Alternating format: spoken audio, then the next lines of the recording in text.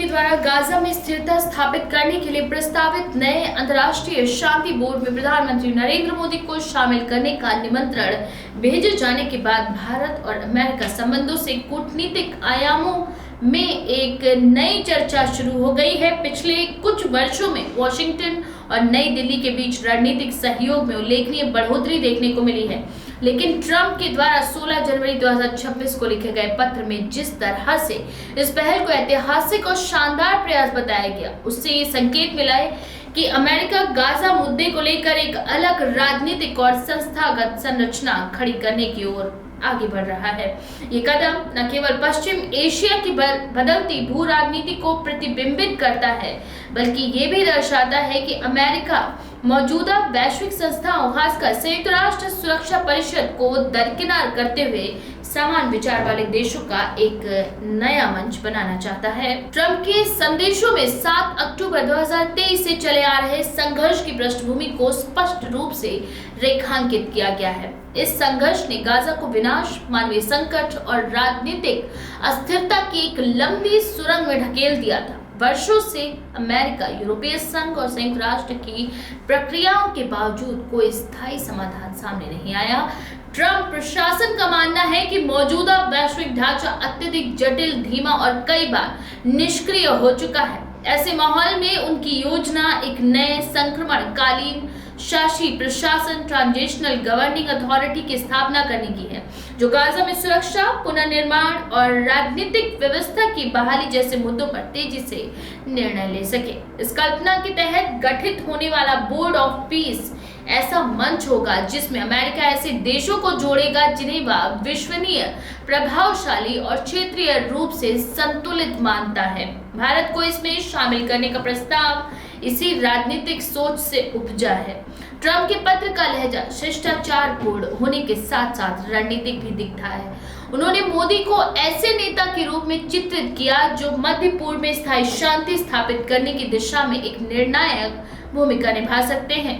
भारत को एक उभरती हुई वैश्विक शक्ति मानते हुए अमेरिका लगातार उसे अंतर्राष्ट्रीय संकटों में अधिक सक्रिय भूमिका निभाने के लिए प्रेरित करता रहा है। यूक्रेन युद्ध, इंडो पैसिफिक में चीन की चुनौती और वैश्विक दक्षिण की राजनीति में भारत के वर्चस्व से नई दिल्ली को वॉशिंगटन के लिए एक मूल्यवान साझेदार बना दिया है।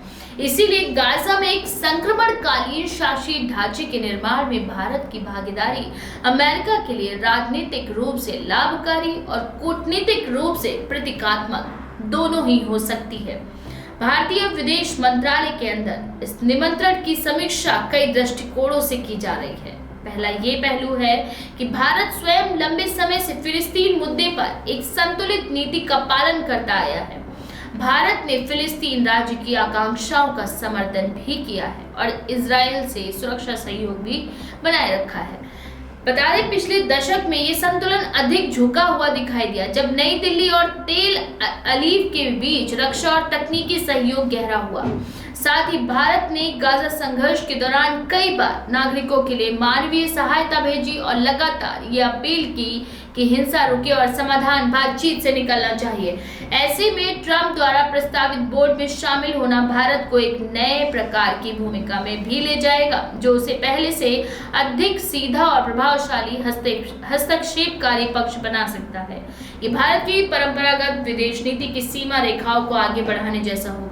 और दूसरा पहलू ये है कि ट्रंप प्रशासन के इस प्रस्ताव के राजनीतिक निहितार्थ काफी व्यापक हैं। अमेरिका इस नए बोर्ड को वैश्विक राष्ट्र जैसी पारंपरिक वैश्विक संस्थाओं के विकल्प के रूप में प्रस्तुत करना चाहता है। ये संदेश छिपा नहीं है कि ट्रंप संयुक्त राष्ट्र सुरक्षा परिषद को अप्रभावी और समय साध्य मंच मानते हैं। उनकी ये सोच पहले भी कई वैश्विक मुद्दों पर सामने आ चुकी है।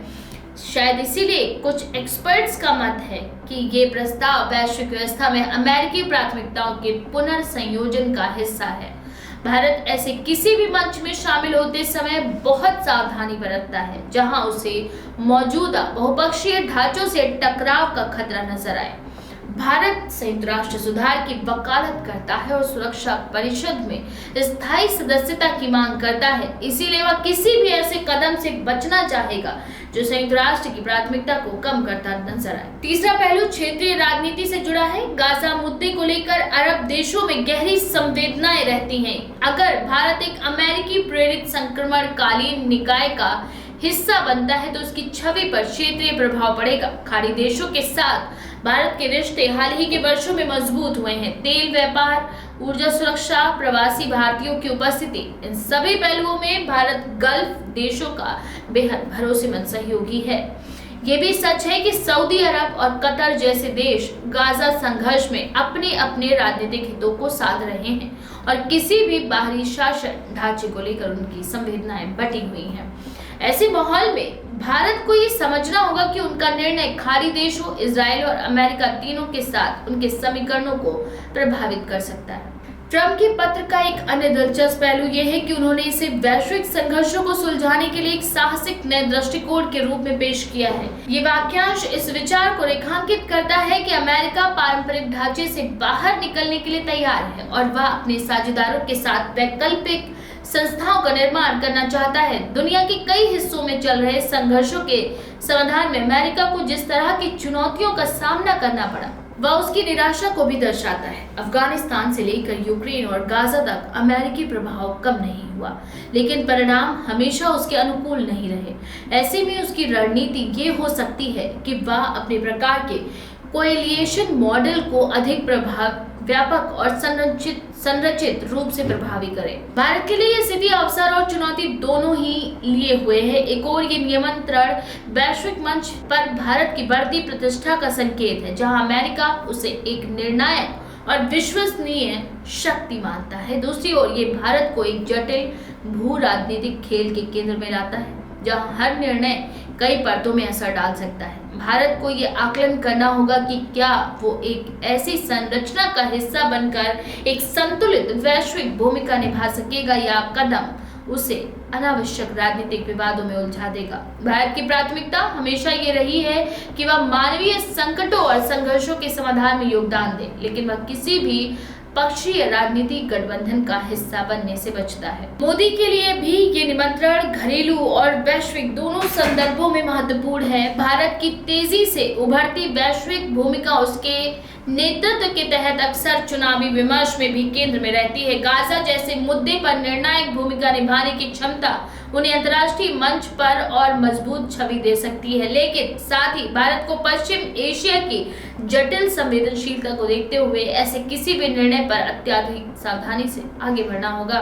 कुल मिलाकर ट्रंप की ये चिट्ठी एक कूटनीतिक संकेत है कि वॉशिंगटन वैश्विक संकटों के प्रबंधन के लिए एक नया प्रारूप बनाना चाहता है और इसमें भारत को एक अनिवार्य साझेदार के रूप में देखता है। आने वाले दिनों में ये देखना दिलचस्प होगा कि भारत इसका क्या जवाब देता है और क्या वह इस नए शांति बोर्ड में शामिल होने को लेकर कोई आधिकारिक प्रतिक्रिया देता है।